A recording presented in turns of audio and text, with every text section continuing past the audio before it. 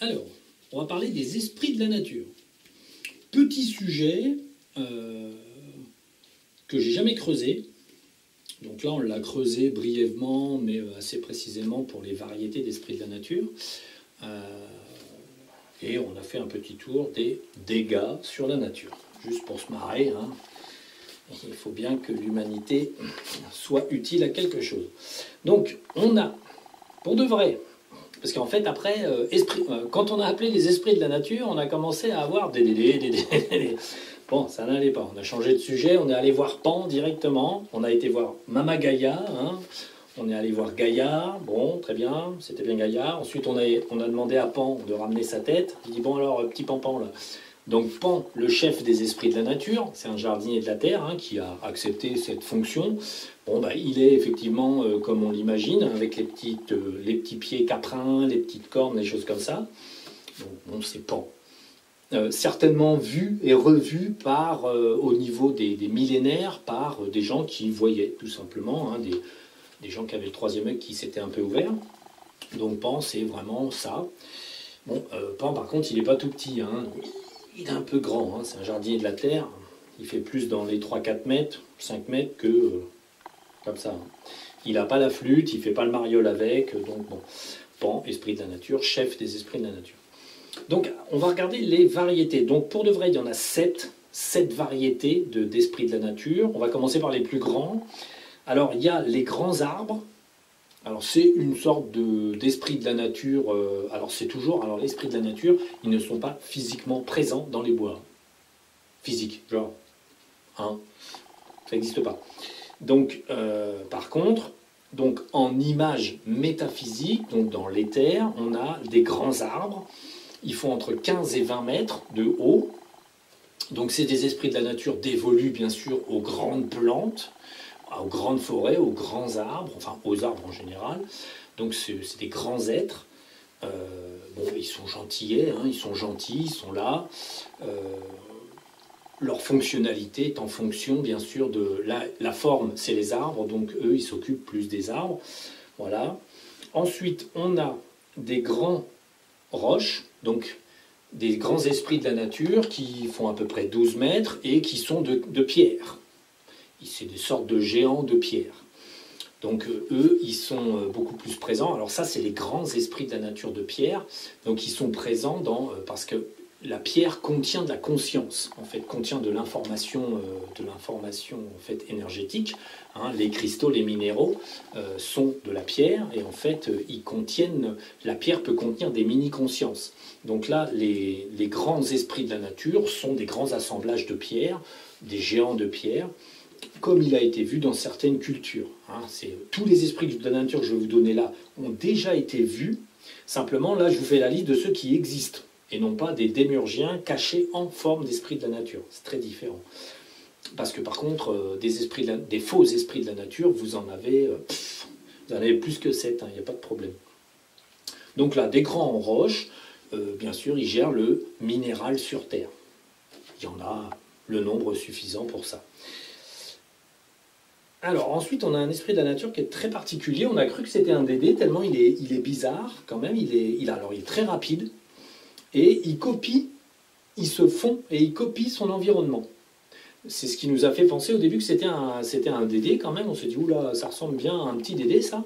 Alors il est très rapide, il se déplace très très vite et ensuite, quand il se met sur un fond végétal, il imite le fond végétal. Il est sur un fond de pierre, il imite le fond de pierre.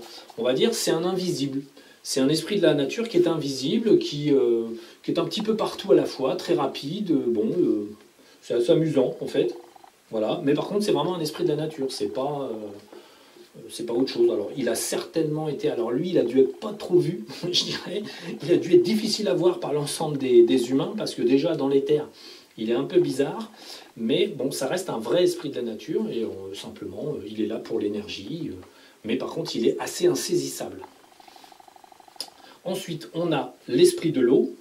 Alors, les esprits de l'eau, ça c'est ce qu'on appelle les ondines. Ensuite, il y a des esprits de l'eau, bien sûr, dans l'océan. Et dans les rivières, les fleuves, en fait, ce sont des ondines, donc des esprits de l'eau qui en fait, chaque rivière a son ondine. Et en moyenne, dans le temps, comme on comme on connaissait comment se connecter un petit peu aux ondines, on demandait le nom de l'ondine, et en fait l'ondine donnait son nom en général au cours d'eau. C'était assez amusant. Moi j'avais une ondine chez moi quand j'étais en Auvergne, elle habitait à la maison parce que comme j'avais fait une très grosse protection, une pyramide et tout ça, du coup l'ambiance était extrêmement bénéfique pour elle, et puis ça évitait qu'elle se fasse embêter par les dédés, et du coup elle était juste au coin de mon moulin, elle habitait là, bon, jusqu'à ce que je m'en aille, et puis ensuite elle est retournée plus du côté de la source de la rivière que j'avais, au pied de mon moulin, et puis, mais en fait, du temps où j'y étais, moi je l'avais vue, parce que j'avais vu qu'il y avait quelque chose près de chez moi, je me dis tiens c'est bizarre, il y a un truc bizarre là. Donc bon, j'avais regardé dans les terres, en fait c'était l'ondine de la rivière qui était venue chez moi, pour s'abriter, parce que les démurgiens embêtent, bien sûr, les esprits de la nature. Donc les ondines ont été associées, bien sûr, aux sirènes, aux tritons. Elles ont un peu ces formes-là dans l'océan. Dans les rivières, elles ont des formes beaucoup plus... c'est une forme qui nage dans l'eau, quoi. Mais assez imperceptible, assez translucide. On peut le voir physiquement. Ça dépend, enfin, physiquement. Vous le regarderez toujours qu'avec votre troisième œil, mais ça peut vous être, on va dire, juxtaposé à vos yeux. Les ondines de l'océan font entre 3 et 5 mètres. Celles des rivières sont adaptées à leur petit coin, elles sont un peu plus petites. Donc, alors ensuite, on a des petits esprits de la nature qui sont habillés de feuilles, avec des petites oreilles pointues. C'est assez amusant. Alors, ils ont des petits vêtements en feuilles. Alors bon, ils s'occupent des petits buissons, des petits arbres, de l'herbe, des choses comme ça. Voilà, ils sont là, quoi, dans le feuillage, ils se mêlent au feuillage, et ils ont les petites oreilles un peu pointues. Alors là, on est plus du côté des gobelins, des choses comme ça, tout ce que les gens ont cru apercevoir. Des petits esprits de la nature. Alors, ils ne sont pas très grands.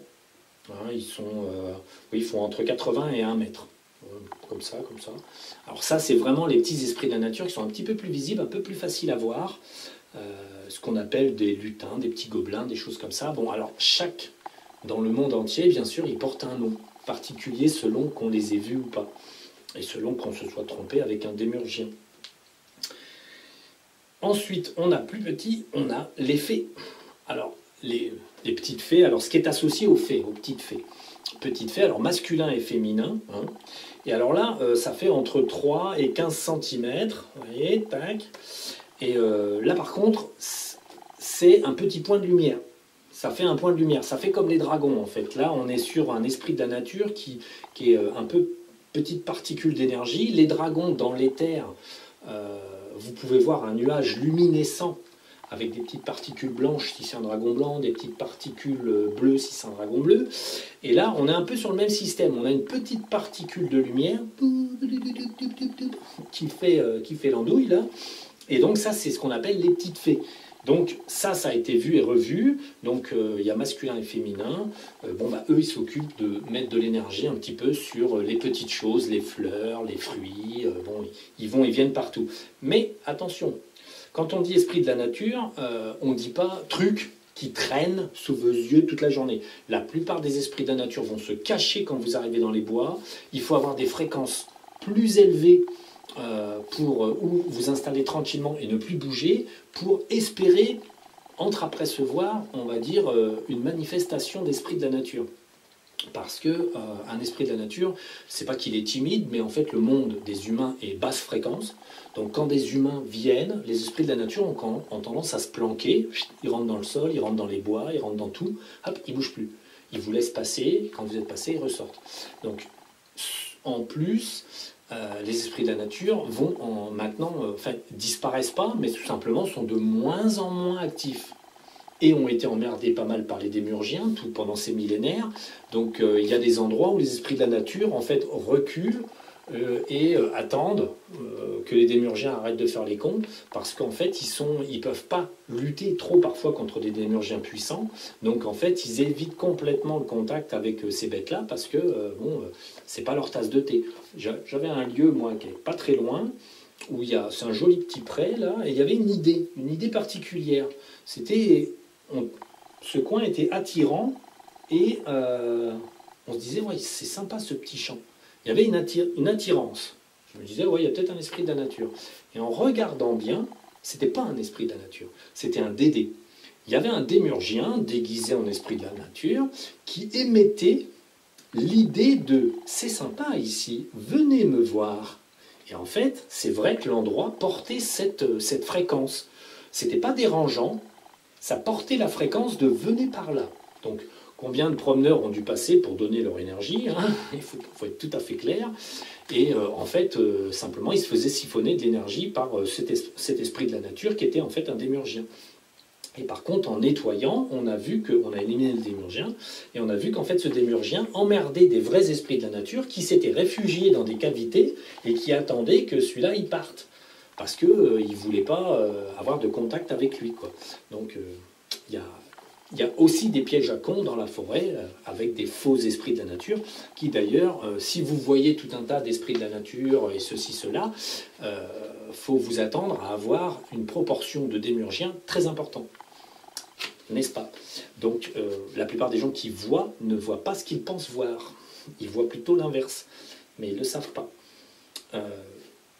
Au même titre, pas très loin dans les bois, il y avait un endroit où il y avait une certaine harmonie, une énergie bien particulière, et là, il y avait un vrai esprit de la nature. Mais dans le coin, vous voyez, j'avais un coin où il y avait un esprit de la nature, pas des dizaines.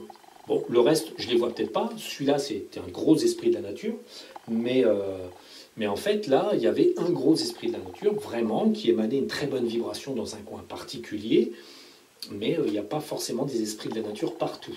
Et en plus, on va dire des proportions d'esprits de la nature dans le monde, et surtout par règne animal. Parce que donc, du coup, Pan et Gaïa, on leur a demandé, du coup, alors les esprits de la nature, ils sont où? Et est-ce qu'il y en a ailleurs que des petites fées, des petits gobelins, des trucs comme ça? Eh bien oui, en fait, le problème, c'est ça. La faune animale, donc toute la faune animale, 60... oui. Dans la faune animale, vous avez dans les animaux, vous avez énormément d'esprits de la nature. Les petits animaux sauvages, les vaches, les chevaux, les choses comme ça, vous avez des esprits de la nature incarnés. Ensuite, il y a parfois un être humain peut choisir de se réincarner en cheval, bon, ou en chat. C'est déjà arrivé, j'ai déjà vu des gens qui étaient humains et qui passaient en chat parce que bon, c'était plus facile. Mais il y a aussi beaucoup d'esprits de la nature qui sont animaux de compagnie et qui sont animaux sauvages. Les esprits de la nature sont ainsi aussi dedans. Ensuite, on a les insectes. Il y a des petits insectes, les libellules, les machins, les trucs, c'est des esprits de la nature. C'est pas juste un insecte, une variété de choses vivantes quelconque, du règne insecte ou du règne animal. Il y a un petit esprit de la nature dedans. Les esprits de la nature se véhiculent soit par les insectes ou sont parfois un insecte, tout simplement. Ils prennent vie dans une libellule, par exemple. Ils vont donc rester dans cette libellule un certain temps, puisqu'une libellule ne vit pas 150 ans. Ça va être très court, mais la libellule qui passe n'est pas un simple insecte. Ça peut être un esprit de la nature. Tout simplement parce que les esprits de la nature empruntent des corps aux insectes, tout simplement pour aller et venir dans la nature. Il n'y a pas que les esprits de la nature métaphysiques, il y a des esprits de la nature physiques. Le règne animal est blindé d'esprits de la nature, le règne des insectes en est blindé aussi, et ensuite les oiseaux, bien sûr, tous les petits oiseaux, vous avez des oiseaux qui sont parfois des êtres humains, qui sont des entités à part entière, type humain, et vous avez aussi beaucoup d'esprits de la nature qui sont incarnés dans les oiseaux.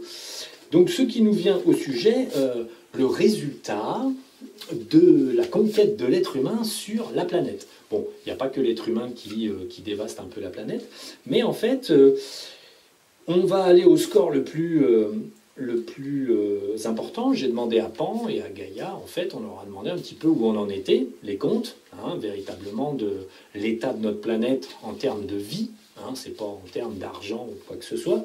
Les insectes, depuis ces 2 derniers siècles, en fait, on en a perdu 85%. Le résultat, c'est qu'il n'y a plus personne. Moi, cette année, j'ai même pas eu trop de guêpes. J'ai perdu mes frelons. J'ai moins de tout. L'année dernière, j'en avais pas beaucoup. Je me disais, merde, ça va vite. L'année d'avant, j'en avais moins. Et en fait, chaque année qui passe, j'ai de moins en moins d'insectes. À un moment donné, il va falloir que je butine moi-même mes tomates pour faire des tomates. Ça devient un peu Là, il y a un manque d'insectes cette année, comme jamais. Et l'année prochaine, ça sera certainement pire. Le problème, c'est qu'à un moment donné, il n'y aura plus assez d'insectes pour polliniser tout court. Je vois, moi, mes courgettes, par exemple, elles pollinisent que très peu. Et c'est pas les courgettes qui sont malades, c'est qu'il n'y a pas les insectes pour les polliniser. Quand moi j'étais enfant, vous regardiez la pelouse, vous aviez des abeilles et des bourdons partout. Là, je regarde la pelouse, je regarde les petites feuilles de trèfle, j'ai quasiment personne. Hein, ne vous inquiétez pas, on est sur le bon chemin. Donc, insectes, 85% d'insectes morts. La palme d'or revient à l'abruti japonais qui a découvert les néonicotinoïdes qui ont décimé quasi 70% des insectes dans le monde. Bravo, un beau score, un humain, bien sûr. Bien sûr, franchement aidé par les Illuminati, les francs-maçons et toute l'économie mondiale. Donc, ensuite, le score le plus important, c'est la faune animale. Donc, les animaux, on va dire en général sur Terre, il en manque 60%. 60% des animaux ont disparu en un siècle et demi, 2 siècles. Toutes les espèces que les humains ont exterminées pour la peau, la viande, le plaisir, toutes les conneries de ce genre. Hein, la mort de la faune est due, quoi qu'il arrive, à ce qu'on appelle le modernisme. On a poussé les limites des forêts, poussé les limites de tout brûler, tout détruit pour mettre des champs, faire du fric, être des cons. L'humanité, c'est ça, hein, c'est un sac à merde qui ne cesse de grossir. Donc 60% des animaux sont morts, il reste 40%, il n'y a pas de quoi se vanter, dans le sens où il y a encore des documentaires qui vous font « Ah, regardez comment c'est beau en Afrique, il y a des animaux. Ah, regardez les fonds marins. » Ils choisissent un tout petit endroit, ils filment et ils disent « C'est magnifique. » Non, mais c'est pas de dire c'est magnifique les 40% qui restent. C'est les 60% qui sont morts, qui sont à réfléchir un petit peu. De plus, il faut réfléchir. 60% morts, 85% d'insectes. Et ensuite, sur les oiseaux, on a quand même un petit peu plus de 40% des oiseaux qui ont totalement disparu. Et ceux qui n'ont pas disparu ont simplement changé de secteur. Parce qu'en fait, là, ils ne peuvent plus vivre, donc ils sont partis ailleurs pour continuer d'essayer de vivre. Ça se voit, moi je le vois ici aussi. Par exemple, quand il fait très très très très chaud, les oiseaux s'en vont, parce que je suis un peu trop exposé au soleil, entre guillemets. Du coup, il fait trop chaud, les oiseaux rentrent en forêt pour aller au frais, et je ne les vois pas de la journée, quand on est vraiment écrasé de chaleur. Bon là, ça va, parce que les nuits sont fraîches, on est en août, donc ça va mieux. Mais j'ai mes oiseaux le matin qui font les clowns près du bassin d'eau, les choses comme ça. Mais j'ai quand même une perte d'oiseaux d'année en année, ça se voit. Moi, je l'ai vu en Auvergne. Quand je suis arrivé au début de l'Auvergne, j'avais plein d'oiseaux que je nourrissais, que c'était le bazar, j'en avais plein. Et à la fin, j'avais beau mettre toujours de la petite nourriture, en hiver, j'avais beaucoup moins d'oiseaux à nourrir, tout simplement parce qu'il n'y en avait plus, c'est tout. Il n'y en avait plus, ils se perdent, ils meurent, hein. Il n'y a pas de miracle. Donc le problème, c'est que finalement, des esprits de la nature, il y en a dans les animaux, mais finalement, les animaux, les insectes, et donc les animaux avec les oiseaux, tout ça disparaissent au fur et à mesure. C'est juste le déclin naturel. Hein, la source prévoit ça comme ça. Pourquoi ? Tout simplement parce que on est dans une grande extinction qui est d'un côté due aux hommes, parce que certains miracles sont dus aux hommes, la progression du nombre d'hommes, le fait que l'humanité ne sache pas se contrôler, ne sache pas édicter des règles pour être un nombre suffisant, mais pas un nombre trop important. L'humanité n'est pas assez intelligente en groupe. C'est pas parce qu'il y a des gens intelligents à droite et à gauche que finalement ils font tourner la Terre. Ceux qui sont aux commandes aujourd'hui sont des imbéciles, des abrutis finis, et en fait se foutent littéralement de savoir sur quoi ils habitent. Donc la Terre, en fait, est physiquement endommagée. Évidemment, ça reste de la surface. Ceux qui payent le prix fort, bien sûr, c'est toute la faune et la flore. Ça, c'est là, je vous parle même pas des plantes. Hein. J'ai même pas demandé pour les plantes, mais le végétal a tendance à pouvoir rebondir beaucoup plus vite que l'animal, hein, parce que les zones qu'on n'exploite plus, ça pousse. C'est plus les mêmes plantes, mais ça pousse quand même. Les plantes sont très envahissantes, c'est bien, quelque part, ça leur permet de survivre. Mais véritablement, les pertes qui sont enregistrées, les espèces qui disparaissent et les introductions d'espèces qui n'arrêtent pas de se faire et qui se mélangent de partout, c'est pas si grave que ça parce que le monde est un écosystème en lui-même, mais ce qui est important de dire, c'est que l'humain dans sa grande ignorance, n'a pas progressé en progrès là-dessus. Qu'on soit idiot en 1900, c'est une chose, qu'on soit idiot en 1950, c'en est une autre. Qu'on fasse la même chose, voire même pire aujourd'hui, alors qu'on sait, c'est autre chose. Aujourd'hui, on a nos chiffres, on sait, et pourtant l'humanité continue de détruire tout. Les esprits de la nature se rétractent. Pourquoi? Parce qu'ils n'ont plus de place. En fait, les êtres humains vivent en ville, deviennent des créatures coupées de tout. C'est pas parce que vous regardez mes vidéos et que vous réfléchissez que l'humanité en est là. Le 1% d'humains qui fait germer en lui une petite étincelle divine et qui se dit faudrait peut-être arrêter d'être con, ça n'est qu'1%. Le reste, l'humanité continue de tourner comme elle doit tourner, et c'est tout. C'est pour ça qu'il faut comprendre que les esprits de la nature ne sont pas très visibles, ne sont pas très en forme, ne sont pas très contents. Voilà, pourquoi? Parce qu'en fait, l'humanité détruit tout sur son passage, et ça a toujours été le cas. Nous sommes une espèce invasive qui détruisons tout sur notre passage. Bon, c'est comme ça que la source fait les choses, hein. Il n'y a pas à culpabiliser plus que ça va changer, mais ce changement se fera à travers des mutations physiques de notre société et surtout de ce monde. Il faut changer ce monde, et pour changer un monde, on le remplace. On ne fait pas du vieux avec de l'ancien et du nouveau avec de l'ancien. En fait, on remplace, on fait des nouvelles choses, il faut mettre en place des nouveaux systèmes. Donc bon, l'humanité va et court à sa perte, consciemment, entre guillemets, puisqu'en fait elle sait, et inconsciemment, puisque de toute façon, ça n'est pas elle qui fait le choix. Voilà. Donc les esprits de la nature, c'était les 7 variétés, avec une petite touche optimiste sur la fin. Le monde va bien.